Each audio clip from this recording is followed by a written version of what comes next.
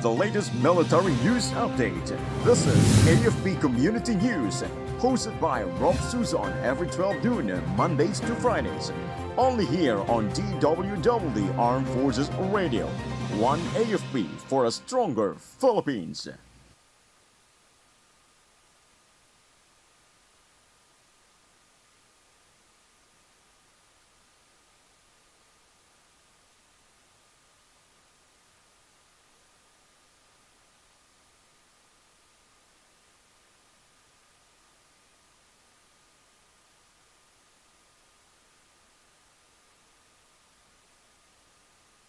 Behold the latest military news update. This is AFP Community News, hosted by Rofh Suzon every 12 noon, Mondays to Fridays. Only here on DWDD Armed Forces Radio. One AFP for a stronger Philippines. Behold the latest military news update. This is AFP Community News, hosted by Rofh Suzon every 12 noon, Mondays to Fridays. Only here on DWDD Armed Forces Radio. One AFP for a stronger Philippines. Behold the latest military news update. This is AFP Community News, hosted by Rofh Suzon every 12 noon, Mondays to Fridays. Only here on DWDD Armed Forces Radio. One AFP for a stronger Philippines. Behold the latest military news update. This is AFP Community News, hosted by Rofh Suzon every 12 noon, Mondays to Fridays. Only here on DWDD Armed Forces Radio.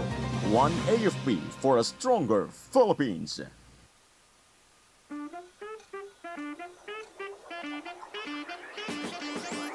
Makisaya, makikanta at makinda sa ating paggunita sa ika-126 na taong kalayaan ng Pilipinas.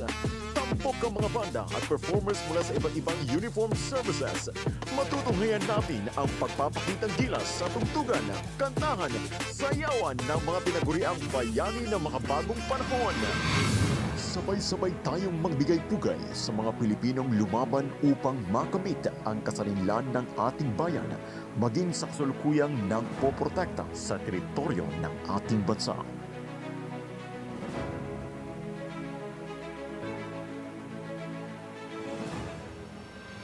Mga katropa, samahan niyo kami sa isang gabi ng pagpupugay, gabi ng pagmamahal sa bayan at gabi ng kalayaan.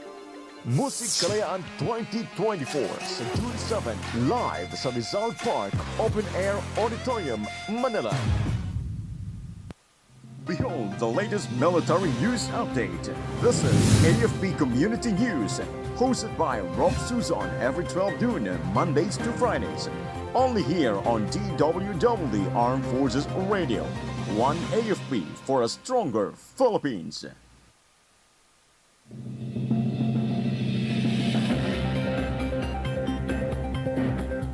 Good day everyone, as well to our troops at Camp Emilio Ginaldo, Quezon City. Today is Tuesday, June 4, and we will bring you the latest news from the armed forces and other information around the Philippines.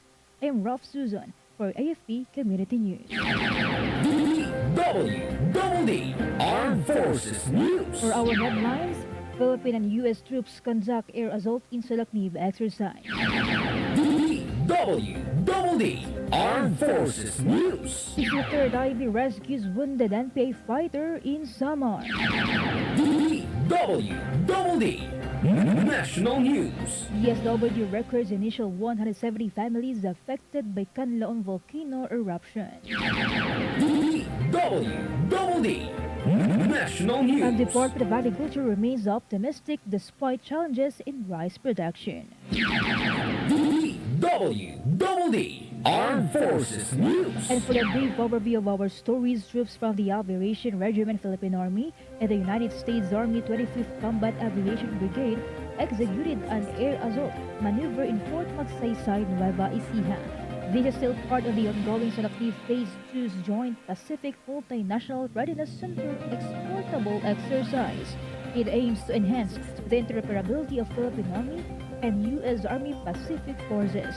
This year's exercise prepares for a full battle test in 2025 and familiarize that tech weaponry in a tropical setting. DWDD Armed Forces News. Troops from the 63rd Infantry Battalion 8th Infantry Division rescued a wounded Communist New People's Army terrorist after a firefight in Sitio Bagti, Barangay Mabini, Base, Samar.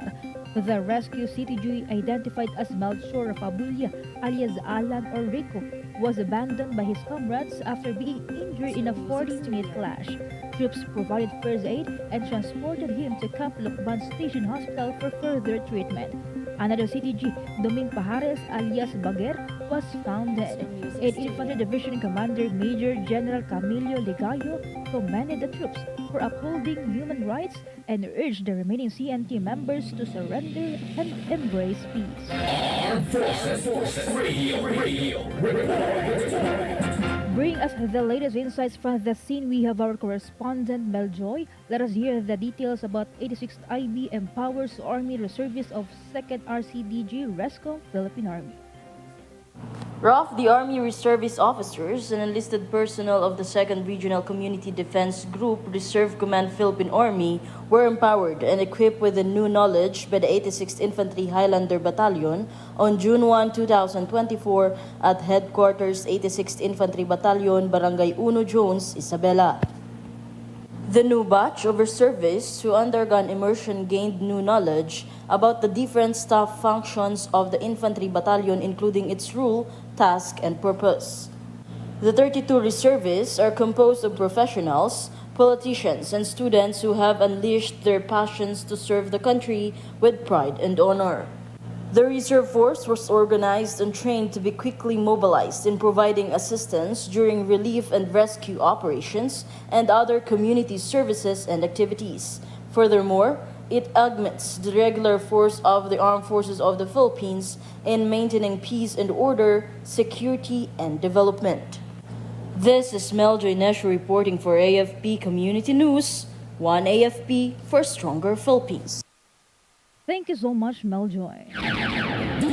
DWDD Armed Forces News. The 12th Civil Military Operations Battalion under the Joint Task Force National Capital Region provided essential social services in Sampaloc, Manila. Around 200 residents of Barangay 428, Zone 3 benefited of the said activity. With support from local leaders and the Sampaloc People Alliance, services like medical checkups, massage, feeding programs, and distribution of vitamins were offered. The program aims to strengthen community ties and support residents affected by infrastructure projects like the NLEX and PNR. DWDD Armed Forces News. The Armed Forces of the Philippines denied China's accusations that one of the Philippines' personnel aboard the BRP Sierra Madre in the West Philippine Sea pointed a gun at the Chinese Coast Guard. AFP Chief of Staff Romeo Browner Jr. stated that they have spoken to the soldiers on the BRP Sierra Madre and they did not point their guns at the Chinese. He added that the troops said that they did not raise their arms to aim at the Chinese. They were holding them because of their right to self-defense. He emphasized the soldiers' adherence to rules of engagement and their right to self-defense. Chinese state media earlier claimed that at least 2 personnel aboard the Filipino ship allegedly pointed guns in the direction of the CCG. Armed Forces Radio report. Now let's hear from our reporter on the ground. For more updates about Philippine Army joins Beniljan Parents and Center for Social Action in OPO 3 Plus Medical Mission. Go on for the details, Gina. Collaboration with the Beniljan Parents in Action and the Benil Center for Social Action, IT aims to provide essential medical services and support to underserved communities surrounding the campuses. The acronym OPO H3 Plus encompasses optical, personal, and oral hygiene services along with other forms of assistance. This collaborative effort emphasizes the commitment of the Philippine Army and its partner stakeholders to serve the needs of marginalized communities and promote health and well-being in the area. This is Gina reporting for AFP Community News, one AFP for a stronger Philippines. Thank you so much, Gina. DWDD National News. For our national news, the Department of Social Welfare Development has recorded an initial account of 170 families, or nearly 800 individuals affected by the eruption of Canlaon volcano in Negros Island. At present, most of the affected families hailed from western and central Visayas. Moreover, Canlaon City Mayor Jose Chubasco Cardenas has issued a mandatory evacuation order for residents living near rivers at the foot of the volcano. Under Executive Order Number 36, the mayor highlighted the risk posed by the volcanic activity. As of now, the said volcano has been raised to alert level 2. DWDD National News. The Department of Agriculture is optimistic in meeting its target of 20.44 million metric tons of local rice production this year. DA Undersecretary for Rice Industry Development Christopher Morales shared that the agency is implementing various mechanisms to reach the year-end production target amid the effects of Typhoon Aghon and the El Nino phenomenon.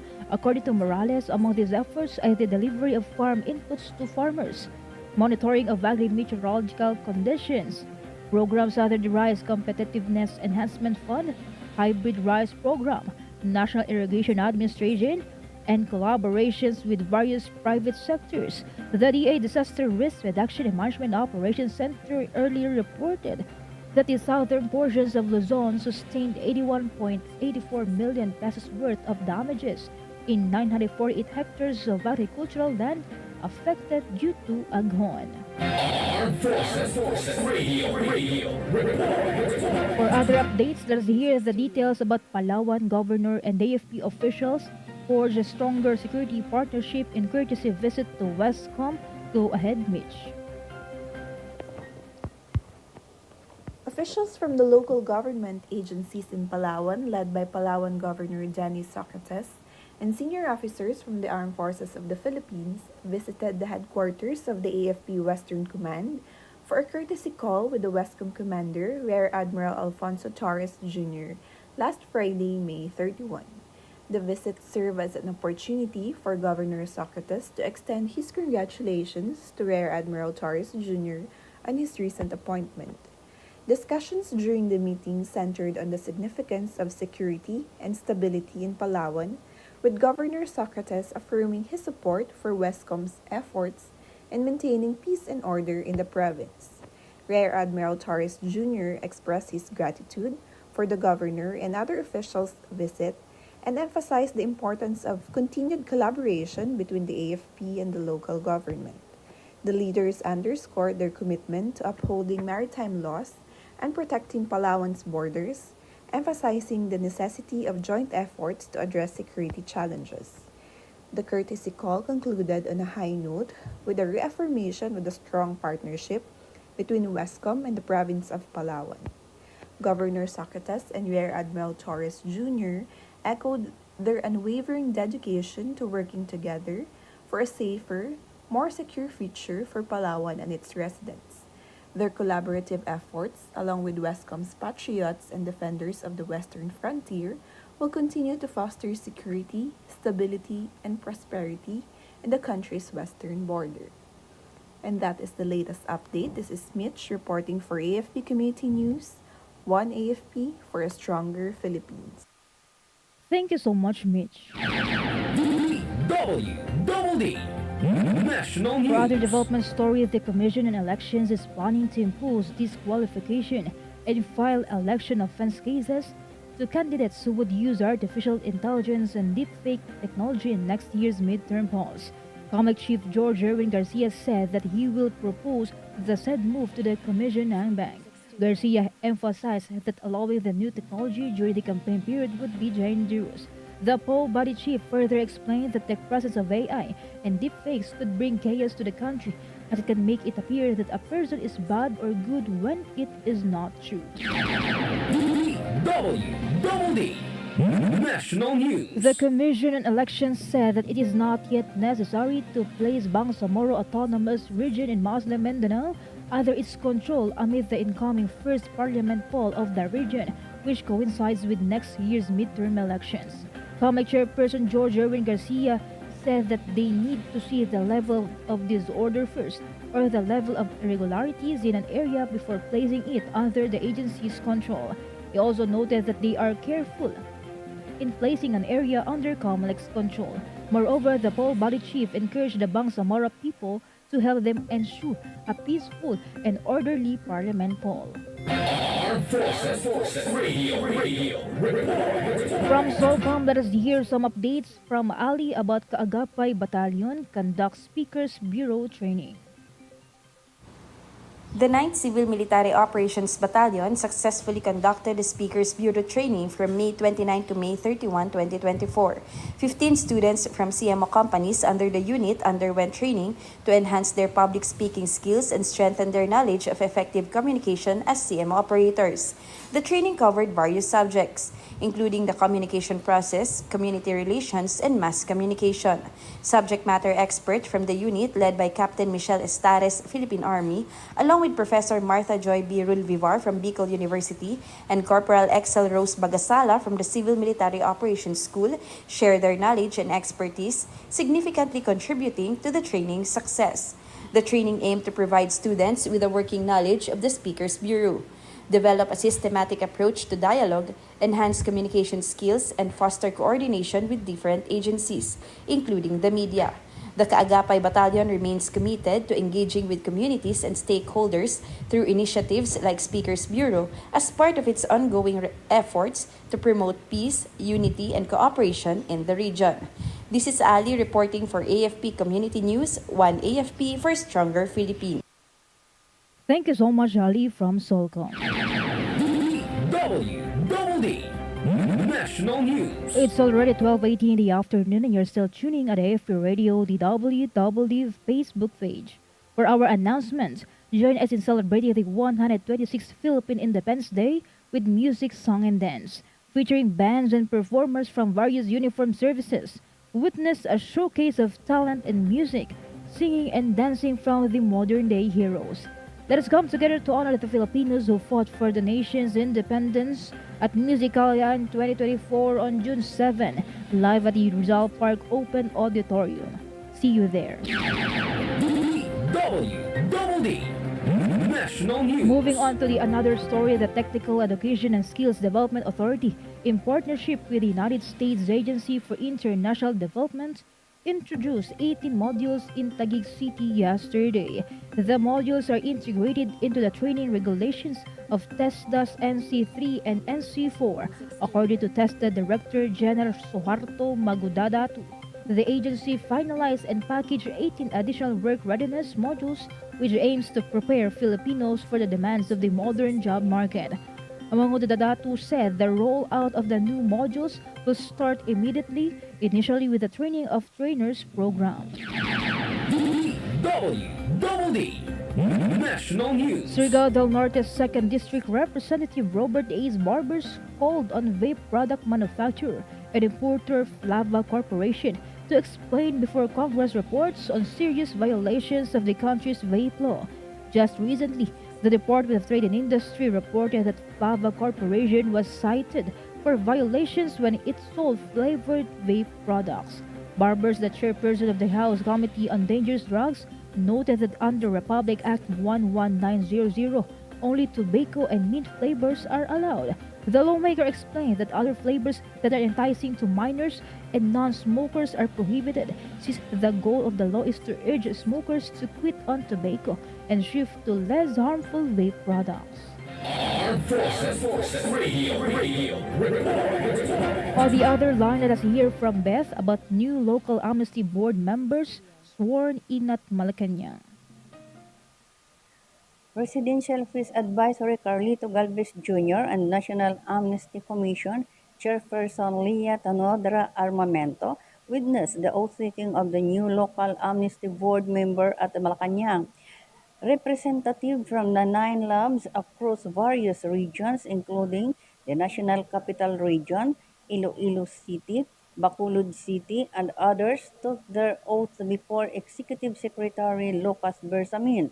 The lab, consisting of the respected individuals from the diverse sectors, will oversee the amnesty application process. Secretary Galvez affirmed that the lab will uphold the integrity and fairness of President Ferdinand Marcos Jr.'s amnesty proclamation for qualified former rebels. This is Betaniete reporting for the AFP Community News, one AFP for stronger Philippines. Thank you so much, Beth Daniete. DWDD National News. The Metropolitan Waterworks and Sewage System Regulatory Office is conducting an investigation of the poor water quality from Maynilad. The MWSSRO set the probe after Maynilad's water service interruptions and advised the customers that the quality of water being treated from Laguna Lake is temporarily non-potable due to the transition from summer to the rainy season. However, MWSSRO Chief Regulator Attorney Patrick T. stressed that the water utility company should have been ready considering that the shift in weather is seasonal. In response to this, Maynilad spokesperson Jen Rofh said that the water quality in Laguna Lake exceeded the parameters of their treatment capabilities due to higher salinity or salt content. DWDD National News. The Philippine National Police Drug Enforcement Group has seized over 795 million pesos worth of illegal drugs in May. PDG Chief Police Brigadier General Eliezer Mata shared that these illegal drugs were confiscated in 81 intelligence-driven operations, comprising 31 bypass operations, 3 search warrant operations, 23 marijuana eradication operations, and 24 manhunt operations. He also reported that 74 drug personalities were arrested, including 47 in bypass operations, 24 during manhunt operations, and 3 thorough search warrant operations. Moreover, the operations led to the seizure of 5.64 kg of suspected shabu, as well as the destruction of 3,132,300 pieces of marijuana plants, 500 pieces of marijuana seedlings, and 1,090,000 marijuana leaves. Armed Forces Radio Report. Let us hear more updates from Jai about 79 IB prepares disaster response unit amidst the Canlaon volcano activity. Rofh, the Humanitarian Assistance Disaster Response Unit of the 79th Infantry Battalion, stands ready for deployment amid the recent escalation in activity at Canlaon Volcano. Lieutenant Dan Carlos Amosa, Civil Military Officer of the 79th IB, affirmed their proactive approach in coordinating with local officials of San Carlos City, Don Salvador Benedicto Town, and neighboring areas. These preemptive measures aim to ensure swift and effective response in case of further volcanic eruptions or related disasters. Moreover, the unit's readiness highlights the military's commitment in safeguarding communities and providing assistance during times of crisis. This is Jai for AFP Community News, one AFP for a stronger Philippines. Thank you so much, Jai. Armed Forces Radio Report. For more updates, let us hear the details from Ella about Antipolo CCPS holds a community outreach program. Thank you very much, Ms. Rofh. The personnel of Antipolo Component City Police Station conducted a community outreach program in Sitio Apia and Sitio Paglitaw, Barangay Calawis, Antipolo City. Under the leadership of Police Lieutenant Colonel Ryan Manongdo as Chief of Police, together with City Advisory Group headed by Rita Idilio as Chairman, Sinag Elite Lady Eagles Club Engineer Len Martiliana as President, 404th Regional Mobile Force Battalion, Balikatan People's Alliance, and the brave officers of 80th Infantry Battalion, Philippine Army. The program aims to build a good relationship to the members of indigenous people in the said sitios. Aside from feeding activity, a community dialogue was also conducted to provide adequate knowledge in relation to drug awareness campaign of the government and other programs which is related to maintaining peace and order situation, not only the above sitios but throughout the entire city of Antipolo. This activity is also in line to government's expanded program Bagong Pilipinas under the administration of President Ferdinand R. Marcos Jr. This is Ella Mercado reporting for AFP Community News, one AFP for a stronger Philippines. Thank you so much, Ella Mercado. DWDD National News. The Office of the Ombudsman issued an order to suspend Bamban Tarlac Mayor Alice Guo and 2 others for up to 6 months due to graft charges filed by the Department of the Interior and local government. The DILG filed raps against Guo for allegedly allowing illegal Philippine offshore gaming operators to operate in her municipality. According to the Ombudsman, it found sufficient grounds to suspend Guo, Edwin Ocampo, and Aden Sigua, citing strong evidence showing their guilt of the charges of grave misconduct, conduct prejudicial to the best interest of the service, and gross neglect of duty. Ocampo is with the Municipal Business Permits and Licensing Office, while Sigua is a municipal legal officer. DWDD National News. The report with the migrant workers confirmed that there were no Filipinos hurt in Japan after an earthquake struck the country. Yesterday, the migrant workers' office in Osaka, Japan, reported that a tremor rocked Japan's Noto Peninsula early morning.